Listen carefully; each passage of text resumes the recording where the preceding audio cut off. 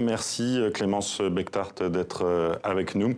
Vous êtes avocate et coordinatrice du groupe d'action judiciaire de la FIDH, la Fédération internationale des droits humains, qui suit cette affaire depuis plusieurs années et qui milite pour qu'il soit mené à son terme. Comment avez-vous accueilli d'abord l'annonce de la libération provisoire d'Amadou Sanogo ?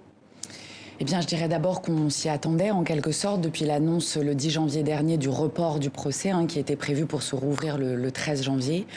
On savait que des demandes avaient été faites, c'était d'ailleurs pas les premières de la part de la défense des accusés, de remise en liberté provisoire, donc on savait que c'était une possibilité. Aujourd'hui, notre souci, et c'est ce à quoi nous appelons, c'est que cette affaire, elle soit menée à son terme, quelle qu'en soit l'issue, quelle que soit la position que prendra la cour d'assises. Nous estimons qu'il est important, essentiel, dans le respect de l'état de droit, que cette procédure puisse être menée à son terme. Vous l'avez rappelé d'ailleurs dans un communiqué que vous avez sorti aujourd'hui avec l'Association malienne des droits de l'homme. Vous voulez donc que ce procès soit mené à son terme. Vous craignez que l'affaire ne soit enterrée ? On espère que ça ne sera pas le cas.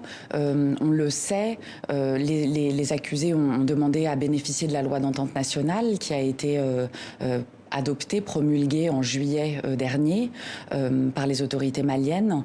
Nous, ce qu'on veut, c'est que ce soit une cour d'assises, encore une fois, qui puisse se prononcer sur cette issue. Le procès avait débuté à Sikasso, dans le sud du Mali, en décembre 2016. Il avait été interrompu. Depuis, nous avons appelé de manière répétée à ce que l'audience soit reprise. C'est le souhait aussi des familles des victimes que nous représentons, encore une fois, quelle que soit l'issue, mais elles ont besoin de connaître le terme de cette affaire qui dure maintenant depuis 2013, on le rappelle, et depuis le placement en détention à l'époque et l'inculpation de Sanogo et de ses co-accusés en 2013. Alors vous l'avez rappelé, le procès est suspendu depuis 3 ans, plus de 3 ans. Et le problème, selon la FIDH, justement, dans le communiqué, ce serait la loi d'entente nationale dont vous avez parlé, qui a été donc promulguée il y a quelques mois. Pour quelles raisons c'est un problème, cette loi ?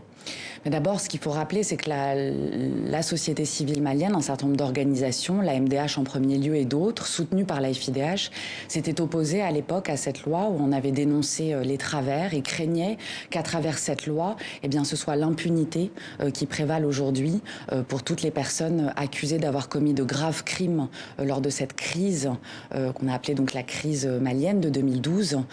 C'est la crainte qu'à travers cette loi d'entente nationale, toutes les poursuites qui étaient en cours, à la demande notamment des victimes, dont certaines participaient activement à ces procédures, soient annulées, puisque à l'exception des personnes poursuivies pour crimes contre l'humanité, crimes de guerre ou viol, et ce sont des charges qui sont très rarement retenues aujourd'hui par les juridictions maliennes, tout le reste des procédures qui avaient été enclenchées par la justice malienne visent des infractions qui pourraient rentrer dans le champ d'application de cette loi d'entente nationale.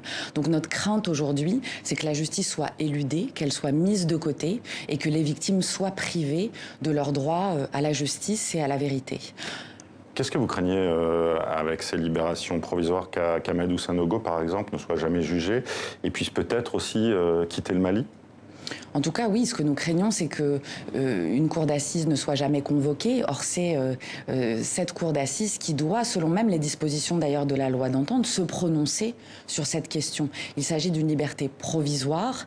Ce n'est pas cela qui met fin aux poursuites. Ce n'est pas cette mise en liberté qui annule la procédure ou qui y met fin. Donc, il est important, encore une fois, quelle qu'en soit l'issue, qu'une audience puisse se dérouler devant la cour d'assises. Et vous y serez attentif. Merci Clémence Bechtart d'avoir été avec nous sur le plateau du Journal Afrique. Merci à vous.